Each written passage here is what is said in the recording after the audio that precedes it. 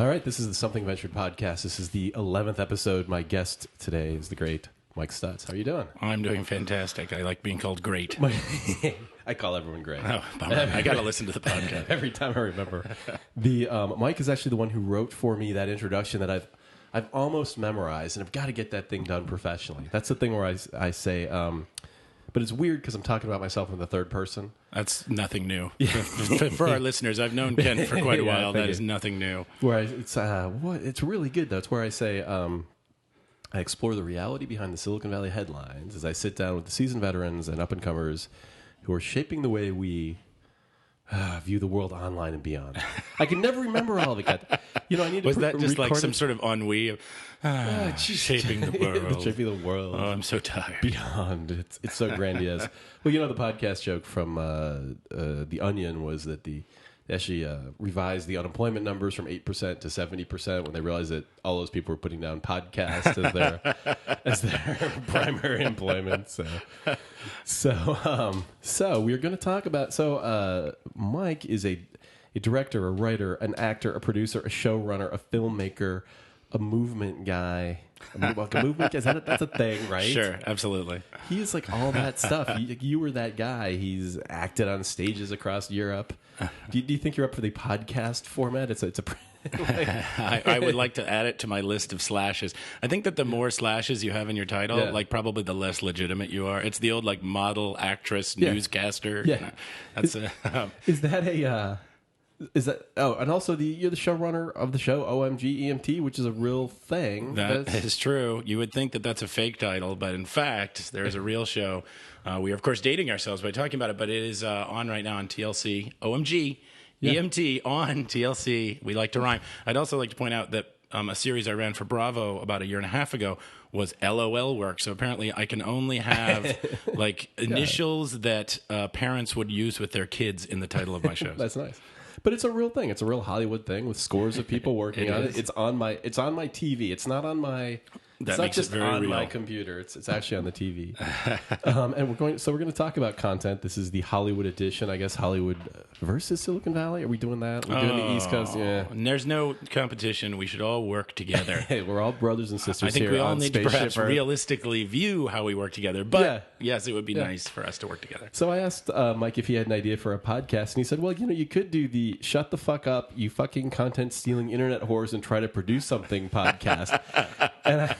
And I said, that was going to be my next podcast, but I guess I could bump it up one if you've got something to say on the topic. Yeah, and that's the sound of my future Silicon Valley career going down the drain. I'm not convinced of that, by the way. I think Silicon Valley is going to need people like you. Well, I think we're going to make that case in a second. But so you are a is that a real thing? Like director, writer, producer? You've really done all those stuff. Yes. I've always envisioned that thing as being somebody who is just so rich they can do whatever the hell they want. Well, I should point out we're sitting by my pool right now looking out at the Malibu coastline, and it is unbelievable. So that means you are so rich you can do whatever the hell you want. Is that correct? It sure seems like I would have some money and power. It sounds so much better on paper than it actually is. But But it's true. I think it's actually a description of a guy who can't figure out what he really wants to do with his life. So I just change jobs every couple of years. So it is much less impressive in the living than in the title. But is that true? I mean, these are all true things. You actually do write things. You do direct things. You have acted in things. You do showrun. Well, one of the things with cable, I do a lot of cable television, and unlike our wealthy brethren in a network, or soon that won't be the case with network either, but. Is that you have to combine jobs, and probably I'm not that good at anything, but I can do a lot of things. So that's probably why I get hired. But yeah, I will often be brought onto a show where I'm the showrunner, which I've actually surprised. Showrunner to me is the most descriptive title ever because you run the show. Did that title just get made up in the last 5 years? No. Is that like a new thing? It's a sitcom thing. Showrunner was always a sitcom thing because you would have usually that what really amounted to the head writer or the person who would pitch the show or whatever would be the de facto showrunner, and that became just the title, and it sort of bled into other fields. I don't know, 10 years ago, whether or not that was as common a parlance. But yeah, showrunner, you run the show. You're in charge of stuff. Although that's not to say that I have final say, because there are always I'm a co-EP. When you watch a show, the co-EP is usually the showrunner, the co-executive producer. The executive producers are the people who are my bosses, who either own the company or supply the money or are a rich celebrity who somehow got a title. Which one's the good job? Is that the executive producer? Like, what's the? If you ask them, they would say no. I think they're the ones with the really nice houses. Yeah, they definitely are the ones who. If you were born into an alternative universe and you could be any of the Hollywood jobs, which one would you be? The executive producer? Is that the one? No, I mean, I might. Well, I shouldn't say I choose other shows, but because all of my shows are fantastic. But that's right. I guess the ideal world, there would be total creative freedom. So I guess I would be an executive producer, but I like having hands-on control of a show. And of course, with any TV show, as with any big venture, there's no such thing as total control. I mean, I rely on a lot of really, really talented people. A lot of it is steering the ship. I don't remember which director was talking about that directing a big movie is like steering a tanker. You can't really affect it that much. But eventually, if you turn it in the wrong direction, eventually things could go really poorly or really well. But you do not have, there are anywhere from 40 to, 300 people on a show, and they're all doing very specific, very difficult jobs. So it is very arrogant if I said, like, I'm a showrunner and I make things happen. I ask really talented people to do things, and if I'm lucky, they do. Yeah. It's for those of us not in the business, it's kind of a funny name. It's kind of like, hey, I'm a company runner. Or I'm a baby raiser. Like, what do you do? It is. Well, it's because it's our particular arrogance. And, it is funny because I ran into that a couple of times in the last month, where friends of mine, someone said, what do you do? Or was talking, what are you doing on this show? Oh, I'm a showrunner on it. And they sort of looked quizzically, and one friend was like, so you are the runner? Like, you get coffee or you get stuff? And I was like, that's a very good job. That's funny. That's a good job. Yeah, it is a runner on a show. That is great. And I have gotten coffee for people, but in fact, it is usually in cable television the co-executive producer who is modestly somewhat in charge of stuff that goes on, but still has bosses who can tell him to not do whatever it is they don't want him to do. But the showrunner is a real job, not just doing all these things. A guy like Matt Weiner, Matt Weiner? Weiner. Okay, Weiner's funnier, but okay, Matt Weiner is this guy, right? He does, he writes for the show, and he directs the show and produces the show. He's the showrunner of Mad Men. And obviously has power to not do that if he doesn't want to. So he chooses to be in that state for some reason. Well, he has approximately 10,000 times the power that I do, certainly. Okay, and I have actually met Matt. I interviewed him back when he wrote for Becker. No kidding. He was a staff writer for Becker, and I was doing my first in quotations, documentary for TLC. I've come so far. So we were doing The Secret World of Sitcoms, which actually was great because all these people we interviewed went on to be really powerful. Mike Judge and Matt and all these future showrunners. Right. Although Mike was already running a show at that time, but and he was very nice. He's a friend of a friend and was not the crazy alleged egotist that people say. I mean, it's. Although here's my thing with Matt, I don't know. He's not a friend of mine. If I called Matt up, he would ask who I was. But he is someone that I've met a few times. Right. And we shared a friend. Here's why my career is where it is. Matt was working for a show called Andy Richter Saves the World on Fox, which was really funny, and I love Andy Richter. Yeah. And he was thinking he got an offer to go be a writer for The Sopranos. Yeah. And my friend was saying that he was, mulling it over. What should I do type thing. And not, again, that I was asked by him. Sure. But I was like, you know what? The Sopranos is so over. Like, that is so done. It was probably season 5 or 6. Right. I'm like, stay on something funny and fresh like Andy Richter. Well, of course, being a smart person, he took the Sopranos job. And Andy Richter got canceled 2 weeks later. Right. And he went on from The Sopranos to then get Mad Men. Yeah. I mean, he had written a spec script. Yeah. And so that is why Matt has an enormous house and an enormous career and shows up at the Emmys all the time. And that is why I'm sitting here in my kitchen. There's I haven't heard the early Emmy talk for OMG EMT, but I'm thinking certainly yes, it's certainly in the running as one of a show on television. Technically, we could qualify. We could win. It's funny how similar Silicon Valley and Hollywood are. I can call Hollywood. Is that like is that like calling it Frisco? I'm from Hollywood. I love the Andy Kaufman. I'm from Hollywood. From San Francisco. That's why I call myself the Great Mike Stutz. But it's funny, the guy who the guy who leaves the Andy Richter show and does Sopranos. It's like the guy who couldn't get a job at Facebook and started WhatsApp and then got acquired by Facebook for $19 billion or whatever it is. No, he's always been a driven guy, and this is like a show like My Good Friend Matt. Yeah. And that's also. Oh, by the way, if you want to drop names in Hollywood, which of course I do all the time. Yeah, hell yeah. You have to. I don't know if it's the same, in your business, but you have to say the first name and then throw away the second name as if like, oh, it's almost not worth saying. So you say, I was playing tennis the other day with Matt Weiner, and we did. That's always the second name is Bobby. Bobby and I are out at a club, De Niro. So I will do that throughout this podcast. We do it with Zuck. Is the one. Mark Zuckerberg. Oh, right. If you call him Zuck, like you're close enough to him. Or, I guess like Mark Andreessen, but they're all people that if you don't work in Silicon Valley, it's not it's not like Scarlett Johansson. Like holy crap, her. No, now it's such a celebrity thing. I think probably almost as many Americans know who Mark Zuckerberg is as that is Scarlett true. Sheryl Johansson. Sandberg is pretty well known too. Absolutely, like, rumored to be up for the Disney CEO slot. That'll be an interesting crossover. I either just made that up or heard that. In any case, you heard it here first. Yeah, that could be true. So I've been joking on this podcast. Well, maybe not. I heard on the internet that if I do 10 podcasts, I go into syndication and make $1 billion. Yes, this is the 11th podcast. Well, congratulations, my friend. When you get big names like me, who do I talk to about my billion? And where is it? Yes, it is. It is sitting in a locked. It's sitting with Capone's money, being searched for by Geraldo. There's a reference. There's an old person reference for all you kids out there. Yeah. I heard someone give a talk and who's.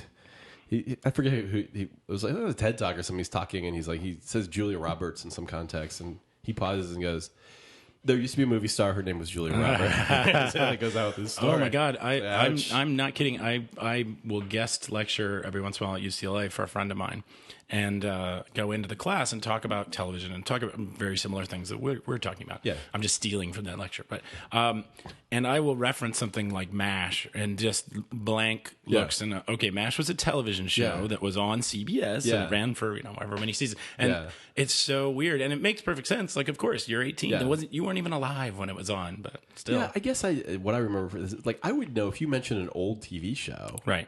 I would know it. Like I wasn't like watching it at the time, but they replayed it later, I guess. Well, I should warn you also, if you really want to do a Hollywood show, now that I've taught you how to name drop here, you also, of course, never ever can give like what your age is or even imply that you would know these shows. That I kid you not, I have a friend of mine who now is about 6 years younger than me, but when I met him, he was about 2 years older than me, and he just keeps claiming a younger and younger age as he goes along, and it's very hard to keep track of. And he's not joking; it is not a joke, and you're not supposed to say, there's just no percentage. I will not say who it is. That game just cannot That's just it's got to be like the picture of Dorian. That's got to just catch up with you at some point. I'm fooling no one. That can't be good. I am 32, and I admit it. Freely admit it. What the How does so we're into kind of wealth porn in Silicon Valley? Like that guy made $1 billion, and I assume that is the Hollywood version of that when your TV show goes into syndication. Well, we kind of fantasize. I mean, we have a lot of wealth porn here too. I mean, I think it's when you buy, Aaron Spelling's house or whatever. Yeah, I mean, that is a big one. Although I have, several friends who have shows that are now in syndication. And I think the most fun one is a friend of mine, Tom, who is on my softball team, the Buttermakers. Yeah. A little plug there for the guys. And it's... That's our first sponsorship, by the way, is the Buttermakers softball team. The Buttermakers, really... are on his show, Rules of Engagement. There's a team called the Buttermakers on the show, and they wear the same uniforms we do. And some of the guys on the team are actors, and so they actually play. It's very meta that they play, softball players on the Buttermakers in the show, and they went into syndication. And Tommy's a very talented dude, and so it's like I guess. It seems more familiar to me because I have friends who that, so I'm like, oh, no, it's cool. You go into syndication. But I think here, it's, obviously, same as everywhere. It's right. Name recognition, big money, those kind of things that everyone craves. And one of the saddest stories I ever heard well, maybe not the saddest story, but that'll be good radio. The saddest story you've ever heard. Okay, tune in, folks. Strap in. No, I heard Alec Baldwin interviewed many years ago now, probably 15 years ago. But he was talking about, fame, and they were saying, you're doing really well, and everyone knows who you are, and if you've got, at that time, you think he was still, maybe even still married to Kim Basinger, and all this. And he said, the only thing I can think about is that I'm not as famous as Tom Cruise. And he was not kidding. And this town, and I'm sure it's the same probably in Silicon Valley, is built on, yes, I have this, but I don't have this. Yes, in Silicon Valley, we definitely have the guy with $100 million who doesn't have $1 billion. Oh, my God. Which is just like, $100 million is just infinity money. Yeah, I mean, more than you can spend. You can't, I guess... Maybe there's social things you can do at $1 billion that you can't do at $100 million, but those amounts of money. Oh, I'm so willing to try. Yeah. Yeah. Just having money. But you and I share friends who will remain nameless who are like that. They were with some company and they've got $5 million or $10 million or $15 million and it is like, I'm not with them. I'm like, dude, you got $10 million.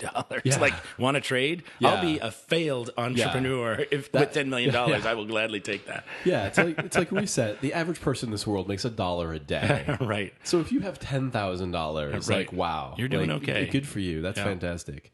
So how do you, we went to full disclosure, because I don't want to go to podcast court. Sure. We went to high school together. That is true. And have been friends. 1999. In 1999. Have been friends ever since. How do you get... maybe you're not at the top of Hollywood, but you're... I'm not. I guarantee you that. Okay, but from Silicon Valley, yes. You look like you're running a show at a network I've heard of. Sure. You're writing, directing, producing, all that stuff. How the hell do you get there? Like, it just... Like, I know how you get to a job as a doctor or a lawyer, but a job at a...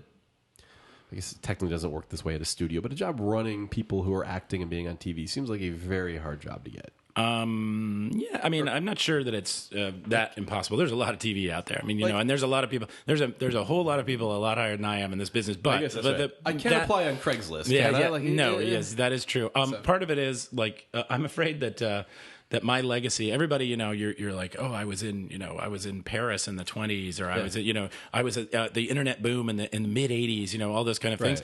For better or worse, like I have now just had to come to accept that I was like at the birth of what we think of now as what we look at as cable television and reality TV. And everybody that I came up with now runs all the companies. Yeah. And at that time we were all just like producers, and, sort of banging around and thinking we were all going to do something else. Yeah. And so, yes, it was a timing. I came out to Los Angeles I was in New York for a long time doing theater and performance art and all kinds of things. Do you want to do that again with the timing thing? What was it? Yeah, timing. No, but could I get another shot? But no, I came out here and started, and I got my first job in television by lying. I had a friend of mine who is now sort of a high-powered person here in LA that I didn't know at the time. Yeah. And she was a friend of a friend, and a friend had given me her number and said, oh, you guys should just hang out. You'd like each other. And so I'm sitting in an apartment with no furniture at all, waiting for something to be hooked up. Right. And I was like bored, so I had a phone. Yeah. And this was, pre-cell phone. And so I called her up, and she said, well, what are you going to do out here? Because I had been a writer and director in New York, but a writer and director of like small theater. I was impoverished and all that stuff. And she said, what are you going to do? And I said, well, I don't really know. I think I was, maybe I'll write for a sitcom or something like that. But I had no real lead. And she said, do you want a job for now, like working on these sort of pseudo documentaries for TLC? Right. And I said, okay. And so she sent me over to a job interview with a woman named Ronnie Weinstock, very nice person. Mm-hmm. And Ronnie, obviously my friend Allison had said something. She had lied to her, or something was misunderstood, that I had a lot more qualification than I did. And so I go in and I sit down in the interview, and I'm thinking that I'm interviewing for like a PA job. I'm just thinking, okay, maybe I'll get a production assistant. Production assistant, $7-8 an hour, and that's fine. Like, hey, I need to support myself, and great. And they said, well, okay. So she says, you're a writer and director. And yes, I am. And she said, now you've done television before? And I'm like, yes, I have. And all true. Yes, absolutely. I've watched television. And so she said, well, you can.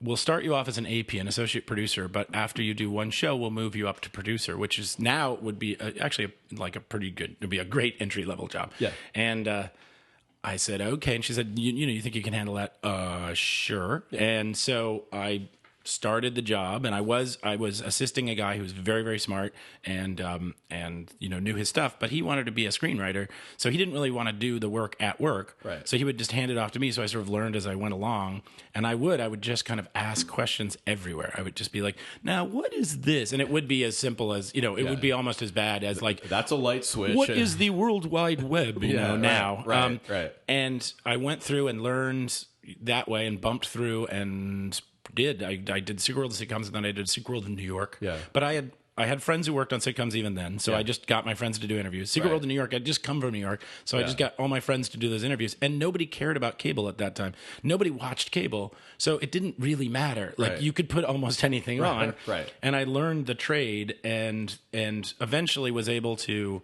finagle my way into scripted comedy, doing things for Comedy Central and TBS, and that's where more directing sort of came on, and now I've been pretty lucky that the last several years I've been able to either do comedy projects or do things like for History Channel. I did a mini series on the history of the presidency, and where it's like writing term papers, but it's fun. So I've had a very eclectic collection of jobs. Yeah. Again, I think for a long time I sort of fought it. I was like, I'm going to be something else, and I just couldn't like settle into the fact that I did television. Yeah. And there's no shame in that. Yeah. But so it meant that I would be on for 6 months, and then I'd go off and do a theater project for 6 months, and I'd come back, and so. But in my case, it kind of worked out because some of the weird things that I've done in my 6 months off. Yeah. Have qualified me for other kinds of jobs. Yeah. Again, super similar to Silicon Valley, which is I kind of. It's kind of like the Steve Martin. What's that thing where at some point in one of his sketches when he was doing stadiums, he says something like, the craziest things that I get paid for doing this." Right. And you're like, yeah, that is. You realize after a while, you're like, well, I'm jumping from one startup to another, and eventually I'll get another job, and one of these things could hit and be the next this or not. But if not, we move on down the road, and it's like. After a while, you're like, no, this is kind of what I'm going to do, I guess. Yeah, at some point it is weird. There isn't another job that you're going to, I'm going to go be a butcher now or whatever it is. Yeah, no, I think I had no idea that I would live this long. I thought I wouldn't possibly make it. So I had I was just like, I don't have to worry about anything after I'm 30 because I'll certainly be dead. So, it is very strange when you discover the idea that like, this is what I do. Oh, yeah. Okay. And then it has actually been great for me. It's made jobs much more enjoyable for me, God willing, it's not just like selling out or whatever. Yeah. But it's made things much more enjoyable to not fight it all the time and to say, look, this is what I'm doing. I'm doing this show right now, and let me get the most enjoyment out of it possible. Yeah. And then if I move on to another project, great. And maybe I'll go be on a yoga commune in Oregon at some point, and I'll enjoy that too. Yeah. But I spent a lot of years really fighting it and really like, this isn't what I do, and this is bullshit, and all those kind of things. And it just made me miserable, and it also made other people miserable because who wants that guy working with them? Yeah. Like, who wants the guy who's just like, this is dumb? And it's like, well, you know what? Somebody else could do it. Yeah, exactly. I mean, you want that while you're in theater school, right? You want to be that guy for like 4 years, be dark. Yeah. But then get over it and go do something else. Well, hopefully it isn't. Yeah, hopefully it isn't the, then just make money. Because I haven't done that either. Yeah. I think it is, in the super cliche, it is, not. I think it's Sunday in the Park with George, who says it's not so much do what you like, but like what you do. Okay. Yeah. If you want to do something different, then turn the ship. I mean, for me, I was an actor for many, many years. Yeah. And I missed it. So this last year, I planned my schedule so that I could go back and do some acting, like get back into it, go back to class, get back to working, like physically getting back in touch with sort of my body. And I did get work as an actor, and I got to do a really cool live show at the Opera House in St. Louis. I got to be on my first sitcom as an actor in a tiny role that eventually didn't make the show. But it was great, and that was fulfilling something that I wanted. I mean, a couple of years ago, I did a documentary called Don't Change the Subject, and I took a year off of doing television to do... It was a feature-length film. Yeah, it was a feature film, and it was hard to put together, but one of the best experiences I've ever had because I knew at that time I was burning out a little bit on the jobs that I was doing, and I was becoming that dick. Right. And it is like you're getting paid. Like you don't want to do this, somebody else can do this. So I knew I had to step away and work on a different project. But now it really recharged my batteries to go back and do other shows. And there's I hate to sound like my father, but there's no shame in earning a living. Well, and by the way, most people in the world have to do it. Right. We can't all be independent film producers and live in Portland. Like right? That's really hard. Also, being an independent film producer in Portland or anywhere else is a really hard job. They deserve all the credit in the world for sticking with it. And I have friends who have stuck with absolute pure artistic, creation throughout their lives. And I think they're happy with it, but they have other things that are hard for them to deal with, which is, hey, you don't have any money and now you're, 40, 50, whatever. Yeah. And it is tough. Like you're still going apartment floor to apartment floor, and there's a lot of things you're giving up to do that. Yeah. Now, I do believe that if you do that, you should get the trump card, which is "fuck you, I'm an artist," and you should be able to say that's that. Right. Yeah. And nothing bothers me more. Well, I'm sure something does, but one thing that really bothers me is people who aren't really doing that interesting creative stuff, who like to claim, oh, I'm an artist or I'm an actor or I'm whatever. It's like, no, fuck you. Yeah. Like you are a corporate attorney and you're not an actor who also happens to do corporate law. Like you're a corporate attorney, nothing wrong with that. All you corporate attorneys out there. But say what you are and own it. And allow people who are getting their ass kicked financially and other ways in order to make art, allow them to have that trump card, which is fuck you. I believe in what I do. I am pure in what I do. And most people I know who are in that position don't say that. They don't really, their life is not designed to tell everyone else, to go fuck off. They are in fact creating because they want to create. And that's really important. Yeah. And I love that. I was a performance artist in New York for a long time, and I did that. I did downtown theater, and I was able to say, yes, I am hungry and I'm cold, and I do not get respect, but I do believe in my work. Yeah. And that was great, and I loved it. Yeah, it's just incredible being able to have such a great sweep of a career and do just do a bunch of different things and kind of look back and go, wow, you could have never could have mapped that one out, man. In a million. Because before I did what I do now, I worked at Deloitte & Touche, right? Yeah. Could have mapped that one out. 15 years from now, you'd be getting paid this. It's a nice number. You work doing these kind of projects. But doing these kind of, and pushing it by, calling Silicon Valley nearly as creative as some of what goes on in Hollywood. But oh, no, you're not pushing it at all. That's, also you are at the, that is the next, segue in the conversation. Yeah. But the next cradle of creativity, it's already there, is whether it's Silicon Valley or other places where the internet is happening. That is the future, and there are incredibly talented people doing amazingly creative things, and that's great. And I do admire the choices that you've made. I think that you have taken risks in a way that you are looking to be, and you're also great at working with creative people and helping people achieve their vision. And I have to say a plug for Kent that I'm sure maybe he wouldn't even want me to say, but it's the same way that you sponsored the Day of the Living Festival. We did a festival with all sorts of performers coming from around the country that there was no way I was going to get funding for. And you're like, sure, great, let me help you with that. And because you wanted it to happen, and that was great. And I think that you have always done a good job of helping people nurture their creative dreams, and that's a great thing to do, because every temperamental artist out there needs someone to help them actually make stuff happen. There's a lot of people in their basement going, oh, the world doesn't understand my creativity, and they may even be really talented. But they do need someone with a head on their shoulders to say, okay, how do we make this happen? What is it? Now, it doesn't mean how do we make it into a commodity. It just means how do we get this out here? How do we get people to see what you're doing? How do we get people to collaborate with you? How do you shut the hell up for 1 minute and accept a certain amount of help? You know, and I think you do a great job of that, and that's very enjoyable. Well, thank you very much. All right. Well, thank you for listening. That was the point of this podcast. It took us longer to get there than I was hoping. Sorry. You always get there. You just find your way. It took forever. We should put that up top. No one's listening anymore. For God's sake. Should we? So we should talk about the thing. So this conversation. I don't know how to frame this, but I'll try to start. Which is the concept that Silicon Valley, we kind of perceive that the internet just changes everything, and it does kind of change everything. But there's a concept that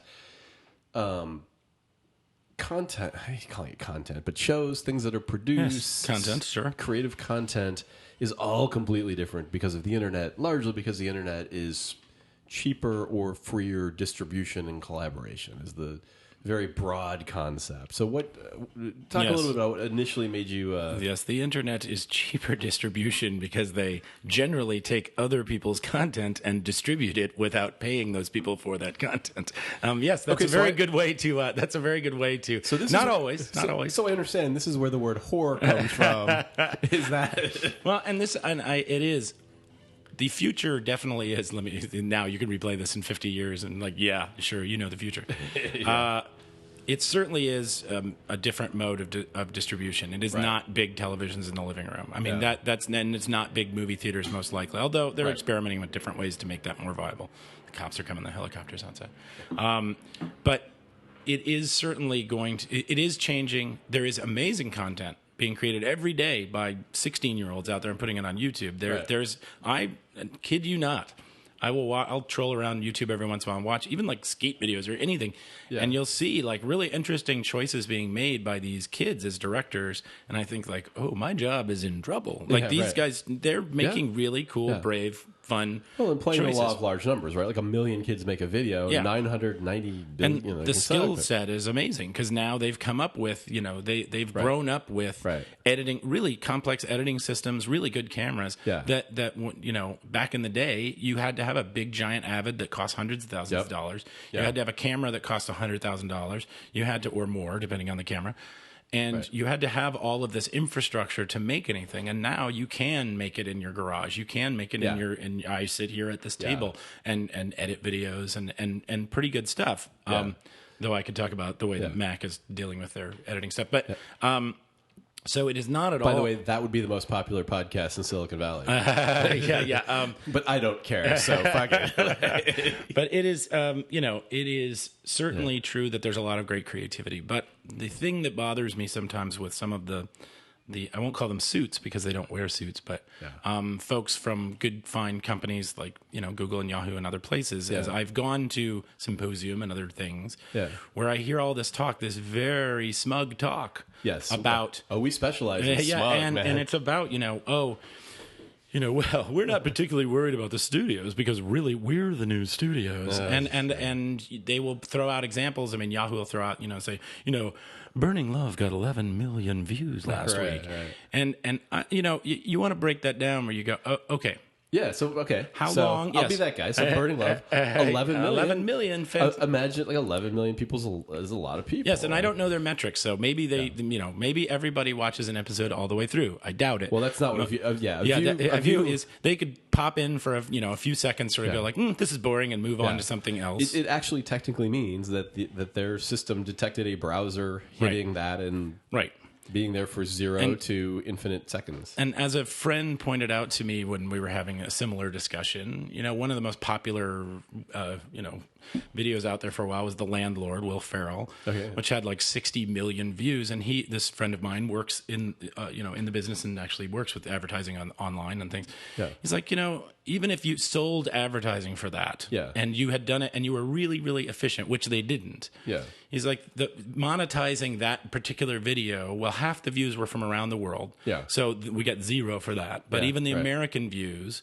somebody tunes in, he's like, that video might have generated $300,000 total. And it's in its whole lifetime. Yeah. And so my question to folks at all different companies that are more aggregators, and Burning Love is, I'm not criticizing. Burning Love is very funny, has great people. Right. It is, oh my God, don't make fun of Ken Marino. But it is, but I would say that probably even the people who work on it, I've hired people who've worked on Burning Love and that they're able to do it because most of the people on that show make a really good living in television and film. Right. And that is another project they're able to do probably for not a lot of money, whatever minimum is. I don't know what their deal is with the unions. They must have a deal because they're all union actors. But that is the exception, not the rule, that these shows out there are, generally a lot of the shows that are very successful online are like, tell me if I'm using the wrong, but like news aggregators where they're really taking New York Times stories and other stories and just repackaging them. Well, in the same way, you are taking clips from television shows and then you're packaging them in a television format, which is like a talk soup format usually, something critical, something funny, whatever, and they're not paying for any of that content. So my question is, let's say that all of the cable and movies and all of the content, the more traditional content, got raptured up to heaven, which we're all waiting for. Barry Diller takes us all up to heaven. Yeah. And there was none of that content. What are you doing? How much are you really producing? Right. And then I was a mutual friend of ours who I love very much, and is a great guy. But he sent me a clip and he said, well, this is kind of the future. And he sent me this clip of a studio, in quotations, that, this is an online studio. And this is, we create all our own content. And it looked like a junior college, like film room. They had a little tiny green screen room. Yeah. And they actually had the balls, the guy running the thing, which got huge money, like got huge venture capital. No offense to you, venture capitalists. But dude, we do that for any bullshit. He walks in there and he's like, you see this room, and it's maybe 20 feet by 10 feet, and got green painted walls and some sets around, and he's like, we can make anything in here. Well, I shoot green screen a lot, and I shoot white cyc, and I actually do work in that realm, and it's like, you can't make shit in there. Like, you need some depth. You need some real lighting. You need some... And then what actors are you using? So you're using non-union actors, I'm assuming, because I know you don't have any sort of a deal. Yeah, right. And now in this room down the way that has a few flats up there, does that really look like, does that really look like anything that you've seen on TV? Right. Like, you could make a really cool student film. Right. And the idea... And I sort of dare you out there to show me what it is that has the production values that people have come to expect. Yeah. That they do want to see something that looks like a television show or a movie. And this, one of my first ventures was a publishing venture, and it's still around. But the same thing was happening back then. It's like the book industry is going to be disrupted because now everybody can produce a book, and it's like, well, those guys who were editing books and selecting books, and like that was a valuable thing, right? And those 80,000 books, you don't want to read them because they all suck. Yeah. There weren't a whole bunch of like Raymond Carvers and Peter Handke's out there that were just getting like fucking missed. Right. And so the internet doesn't change that you're a good writer, that you're a good editor, that you're a good marketer. It changes distribution a little bit. Like an ebook's very, very efficient. Sure. You can, get the word out on things like YouTube and Twitter, whatever. It's huge. There's no question it changes the dynamics of things. The internet's going to be big. You heard it here first. Yeah. But what I'm talking about is content. That content is, whether you like it or not, that yes, there is a market out there for a teenager with a camera shooting his friends. There's definitely a market out there. But try watching that. Even Funny or Die. I think it's HBO. Funny or Die, is on HBO. And it was interesting watching it on HBO because you totally work in different ways when you watch something on the internet versus when you watch something on television. Your brain works differently. And I'm not proud of how it works differently, but when they've done... Jim Biederman was talking to me about this, who ran Kids in the Hall and Whitest Kids You Know. And he was talking about that, and maybe he made it up, but it sounded good, that when they were sort of wiring people up to watch television versus interactive, more interactive experience online, that they would watch TV and their brains would sort of go blue. It was all about information coming to them, that you get home after a long day. Well, that's and it kind physically of washes, how you watch TV. You lie back on your couch, the TV's far away from you, and it washes over you, right? And you go like, all right, entertain me, please. I am stoned, please. I want to eat my sandwich. And, the internet is a very different viewing experience. And I have bombed out some serious internet projects. Right. I wasn't paid this, but I did a project for, I think, Crackle. And this was a few years ago. Yeah. And they were experimenting with like, how do we do a sitcom online? Yeah. But of course they were like, oh, we're going to platform it. It'll also play in movie theaters before movies, and it'll play online. So it'll play all different platforms. Right. And so we essentially made kind of a small sitcom. We kind of made the same way we'd make a sitcom, but it just fits on your little screen, right? And it was terrible for several reasons. And I share in the blame. Like, I definitely was part of it. But you don't really want to watch a sitcom. You want to watch something that's shorter. You want to watch something that's more dynamic, that maybe you can interact with on some level. And with that said, sometimes when you are watching television shows, when you sit down to watch a longer show, even if you're watching it on a computer, you're sort of surrendering to it a little bit more. You're sort of saying like, here, feed me something. I'm very tired. Right. I have 2 kids. I have whatever. And people to this day, they talk about, oh, I don't have a television. Yeah. Like I don't own a television. Yeah, but you're watching television. You're just watching it on your computer. Yeah, and I love that the internet guys use Netflix as their model. They say, well, look at Netflix. Yeah. Look at Netflix. That's the HBO model. That isn't just another channel. Yes. That is a subscription channel. And yes, you are right. That is one of the ways that we're going to go. Yeah. Netflix, do you think that their stuff is made on the cheap? Like, no, watch that stuff. Yeah. That is good. And I'm sure they're losing money on it. But, it's drawing eyes to them and getting attention for them. But my thing is, hold on here and tell me how you are making this content without taking it from someone else and calling it fair use, which it is not fair. The two things that are most misunderstood, I did a show last year. I did a pilot for A&E with Nikki and John, who are very viewed online pair. And again, we were trying to take really internet celebrities and make them into TV celebrities, and it was a different adventure certainly. But the crossover is not seamless, right? Between the two, and it is figuring out, okay, can something work on both of those platforms, and how is it going to work? It's a challenge, know, and it's one that will be met. Yeah. People are figuring it out every day. Yeah. But the arrogance of, we basically know what we're doing. Look at all the views we get. Yeah. Well, those views are kind of useless. And if we were going to do that, I know I'm on a bit of a ramble, but and as I go off on 6 tangents, but if we're going to do that, then let's take a show of mine that's airing tonight. Yeah. So it's 42 minutes of television. So let's break it down into 3-minute units. Yeah. So now, how many views do I get then if I've got all these 3-minute units and people are tuning into this and it reruns maybe 30 times on the network, like 100 million. Yeah, and it's getting shown around the world. So it's getting the idea that well, I'm internet famous and I've got 100 million views. Well, I get 100 million views with my shows. That's not. That's not hard. Not one show, but if you take like all of the different shows I know, and that's not so screw you, I'm internet famous. It's don't get ahead of yourself. Like that is not, you are not the same as Jimmy Kimmel, right? Because you get 100 million views online. Right. That is not the same thing. And the New York Times did an article about a year and a half ago, maybe. About the internet famous and how much they earned, and the top earner, the number one earner, who was getting I think over 1 billion views. Yeah. They estimated to be earning about $350,000 a year, which is a really nice living. Yes, right. But that's what a TV writer makes. Yeah. That's not really world changing. And no, it's not about the money. But that's the thing I hear all the time from internet talent when I work with folks.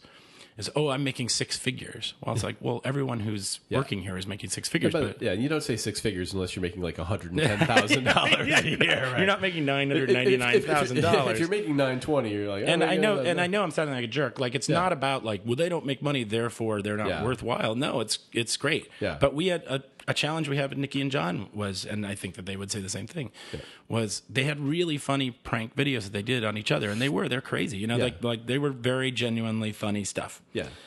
But we had to do a 22-minute program that was, okay, what else happens in their life, and they go to the store, and Nikki, this happens to Nikki, and this happens to John, and you really wanted to watch them in 3 or 4 minutes at a time. Yeah. And they were very engaging and really dynamic and perfect for what they do. But building that into a television show was more of a challenge. That doesn't mean that they couldn't have a successful show, and I hope that they do. But in our case, we weren't quite able to translate the charm and fun of their 3-minute videos into 22 minutes. Yeah. And maybe I'm just a bad showrunner, but I'm sure if they're listening, they're like, "Yep, that was it." But it is not that easy just to say like, we get views, therefore we can make anything. Yeah. No, we have to work together. Yeah. The folks in the studios and the folks online should work together, and we need to figure out a whole new system. We need to figure out, and the unions need to catch up to that. Yep. And find a way for actors to work. I mean, a crazy experience that I had when I did Don't Change the Subject, the documentary, was I wanted to use actors in short, like 2-minute interstitials, little comedic interstitials. Like do 10 of them. So the movie was basically a documentary, but it would have actors. And I said, I want to pay the actors for their time and contribute to health and pension and all. Do it all legit. I'm a union actor. Right. I'm a union director. I'm, so I want to do it all legit. And I went to them, and there are different classifications of movies. So my movie had a budget of less than $300,000 or whatever it is. Right. So I was like, okay, and we figured out what that would be. I'd have to pay them like $125 a day plus contribution. Right. Okay, fine, we'll do that. We'll put that into the budget. But they looked at it and they were like, well, we don't understand. It's a feature film. Yes, but there's only just a little bit of, actor use, and most of it's documentary, and they couldn't classify it So they said, "Oh, okay. Well, then you're just a standard production contract, which means me and Avatar are the same thing." Right. So I was going to have to pay actors, almost $1,000 a day plus health and pension benefits, and you're talking about 8 or 10 actors. When you've only got a tiny budget for film, you just can't do it. So instead of, I just cut it. We did animation and we put in other things. Yeah. So instead of 10 actors getting a day's work in a movie, getting contribution towards the help, all those things, it just went. Okay, forget it. We just won't do it. And that's the unions have to come around, not to the idea of giving in and saying, okay, everything's free, but okay, what's the scale that we're going to work at? Right. How is it that because that's the other big thing. This is not all, but most of the talented actors that you are going to work with are union actors. Sure. So how are we going to get them on these shows? And that was a challenge even with the bombed out sitcom I did for The Crackle. Right. The Crackle. My grandpa just entered the room. Apparently. But, we weren't able to get the actors that we might have otherwise been able to get. We did have some very good ones, but we weren't able to get a full cast of actors that we really wanted, and it hurt us. Yeah. I guess the interesting thing is that the internet changes distribution more than production. And so you saw this in the... in the news business, like, hey, we can take your crap, take your stories and republish them everywhere, but eventually you need to fund a bureau and wherever it is, in London or in Delhi or wherever. And it's expensive. Yeah, it's very expensive. Game of Thrones, I don't know, doesn't look cheap to me. Like, looks like you got to hire everybody. Right, and even if you're doing motion capture and all those things, there are cool shows out there. And I know, I got to work on another one of my initial shows, LOL Work. Right. I got to work with a lot of really dynamic, interesting, younger people in Seattle who are, one guy in particular, Forrest, was doing a lot of producing and doing motion capture and doing all sorts of cool things. Yeah. And getting a lot of views and it will be very successful and will be my boss or will not let me in his office one day.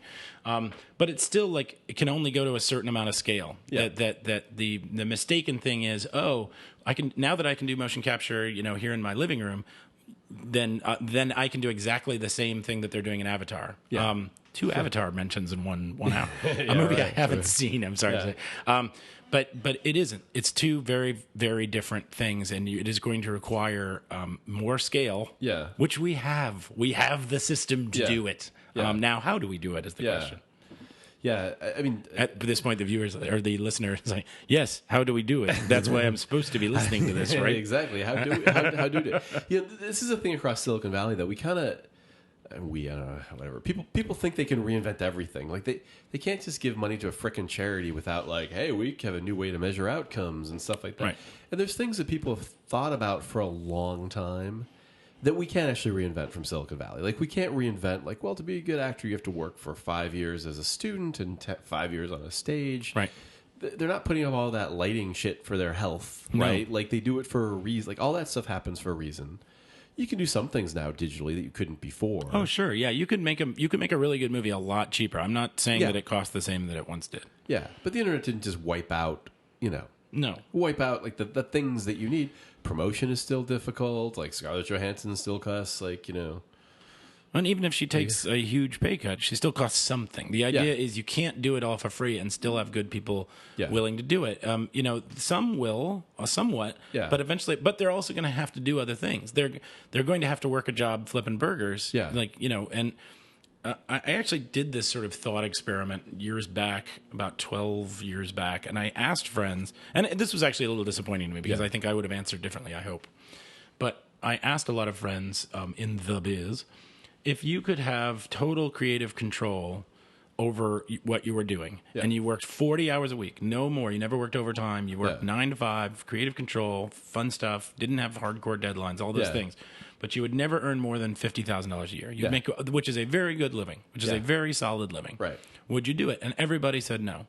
And the weird thing was everybody was like, well, someone's making money. I'm like, no, you got to let go of that idea. Let go of the idea that someone's making. I'm telling you right now as the omniscient observer, no one else is making money. You will get paid 50. Well, but someone's going to be. No. And that's the thing. Everyone kind of goes. I mean, these same guys, we won't call them smug, but that are saying, we're really the studios. It's like, you want to be. Like, you want the same office. You want the same money. You want the same cars. You want the same, glitz and glam. You want to hang out with celebrities. You don't want to give anything up. Right. And this is not to say, I'm not talking about all internet creators. I'm talking about folks who are, in the the new studios. They who are sitting by the I guess not the Beverly Hills Hotel anymore now with the Sultan of Brunei. But, yeah, right.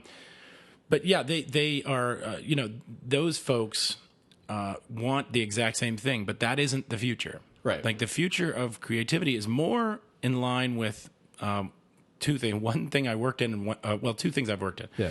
One is in line with theater, that you're going to go back to a theater model, which is, no, you're never going to get rich doing this, but you do it because you love it. And there's a lot of talented people doing it. Interesting. And the YouTube model right now is the porn model. Mm-hmm. That if you are generally the successful, individuals out there who are getting a lot of views on YouTube work very much like porn people. And this is no offense to them, but they're generally in their house. They're often exposing something very personal about themselves. Yeah, sure. They're basing things on either some sort of subscription or some sort of page views, some sort of advertising. Yeah. But it's really the same model. They're getting dribs and drabs payments based on, taking their clothes off in their basement or doing whatever, emotionally taking their clothes off. Sure. So, and neither of those models is bad. The porn model, fine, you'll make some money, or the theater model, which is, there are great. It's like up until like See You Think You Can Dance. One thing I loved about dancers was the only reason to become a dancer is because you love dance. Right. That no one's famous when they're a dancer, right? So I always loved dancers because they did it just because they loved it, and they might eke out a living and they might do their thing when they suffer, and it's a short career and all those things. Now with all the new reality shows, like people do actually go into dance to try and get famous, which makes me very sad. Yeah. But I think that you probably will see content in the future that is really good. Yeah. That is really interesting and that has a totally different financial model. But if you think that people are going to drive Mercedes to their corner offices and distribute content on the internet and everything's going to keep working the same way, like you are, I don't know what you're smoking. I mean, the more likely scenario, I guess, is that Hollywood will drain the Googles of the world of their money too. Yeah. Like we are like a spider. Like you just come down here. Hollywood's done this before. Yeah, right? exactly. We're very good at taking outside people's money and saying, you know what, we should combine. Forever, right back to Howard Hughes. Although the good folks at AOL are like, oh yeah, well we showed them like suckers. Yeah, exactly. Yeah, so that's it. So I view like kind of the creative, the sort of the big, and we can wrap this up, but the big three creative. Oh, I'm not leaving. Yeah, this is going to be the Mahabharata of podcasts. There's a theater reference there. Very nice, Mr. Peter Brook. But there's the music industry kind of got transformed in that selling your stuff became very hard, but distribution becoming famous became easier. Yeah. And you make monies off your shows. Right. So that kind of happened. News, we have no idea what's going to happen, but is there going to still be a bureau in Cairo? Yeah, we don't know how that's. And you see that. I mean, you see all these independent reporters heading off to Syria and getting kidnapped and getting killed, and which is terrible. And they're having to go independently because they don't have the protection they should have. Yeah, and they're now. You do war correspondents are these freelancers. Who are just like, okay, I've got the internet, and I'll try and make some reports, but that's and I'm not at all making the argument. It's not the old, I'm sure when the printing press, came around that the monks were like, oh, books are ruined. That like now any Yahoo can write a book, and before it was always God. But, it was all that great monk literature. I'm not of that mind. Like I think it's a very exciting time. I think that there is great potential for really cool work, and it's already being done. And a lot of it is stuff that I don't even know. Like there's the people are watching things that I've never even heard of. Yeah, I'm the man, right? So I don't I don't even hear about it. But there is still an enormous, like when we talk about content. Yeah, think about how much we do, how much cable television does. Yeah. There are hundreds of channels, most of which do original programming at least 10 hours a day, if not 18 hours a day, if not 24 hours a day. Right. How many views is that? I mean, you are talking about thousands, tens of thousands, hundreds of thousands of hours of content that we do every day. That this keeps on coming like a freight train. And it's generally it costs, even the cheapest show on cable typically costs, at least $40,000 an episode to create, up to the more likely $200,000 to $300,000 an episode for a lot of the cable stuff, up to the millions of dollars an episode for bigger network things. Yeah. But that's getting created all the time, and people are watching it. The great myth is no one watches TV anymore. No, there's just more TV. I Love Lucy used to draw 39 million viewers. Although I have to say that the most viewed, my trivia for your remaining listener, for your sister, is, she's not listening to me. She never did. My trivia is, after I Love Lucy, the highest rated single season sitcom was The Beverly Hillbillies with 39 million viewers. Really? Yeah. And it is. There is a huge market of people who still want to watch some form of television. They may want to watch it on a different screen, but they want to watch stuff, and they want to watch stuff that looks somewhat like television to them. So that market's open now. And now, how do we continue doing that? And if it is that, that Yahoo takes over as a production company, great. But I would venture to say that if you stacked up all of the original programming at Yahoo. And maybe someone out there, if there's someone from Yahoo, they can email me and set me straight. I'm sure they would. But if you stacked up all the original programming they do, I bet they don't do more than like a mid-sized production company does here in LA. I mean, I bet they certainly don't do more than like Warner Brothers Studios or any number of studios, or even smaller ones like the ones that I work for that are maybe cranking out 100 hours of television a year or 200. They would be a mid to small production company in Los Angeles, and there's nothing wrong with that. But just understand that. And the reason that's important is that if you come at it with total arrogance, you won't innovate and you won't find something that's interesting. You'll really just keep copying the model that's there. And that's a waste of time for everybody. And what a great opportunity we have to make interesting things. So why not seize that and collaborate? It's a crazy idea, I know, but I think that's right. And I think it's probably the beginning of Hollywood and Silicon Valley figuring it out in that you can't hide it not working. Like, if it doesn't work, if Yahoo doesn't have a top rated show, which they don't, at some point they're going to be like, okay, that doesn't work. They'll do what Netflix does, which, as I understand it, they hired it's all Hollywood people doing those shows. It's not Kevin Spacey he wasn't an intern at Netflix, right? He's like a talented and I'm sure that's true of the production crew and of the executives and all of that. Right. I think Amazon's doing the same thing. Amazon Prime, they have a lot of stuff. And their thing is boy, you want to see how to get bad pilots. Although I have to say there's a great new pilot, I think it's called, it's Jeffrey Tambor plays transgender. He's going into transferring male to female, has 3 kids. Very funny, interesting show. And I believe trans is in the title, and I'm now forgetting it. It was a pilot, and now it got picked up as a series, and very, very funny, and I think it's going to be a great show. But the, Amazon Prime, as I understand, basically submits all of their stuff to their folks, their subscribers, and says, "What do you want to watch?" Says, "Here's a bunch of pilots, here's a bunch of scripts. Like, what do you want to watch?" And boy, some of the stuff they got in back, you're like, "Oh no, don't put America in charge." But I guess if people are enjoying it, I haven't found a lot of their shows yet. But again, it's an experiment. Now the question will be: is it an experiment that, like so many of these experiments about content creation, lasts a few years, the money burns through? I mean, it's like YouTube, right? I had friends who were running YouTube channels that were getting funding for a while, and they came to me again, and what they ended up doing was they were just doing, again, bad cable. They were doing a bad copy of cable. And I had a particular friend came to me and said, "Would you mind watching what I have on this channel and critiquing it and giving me a real critique?" And I looked at it, and it was not good.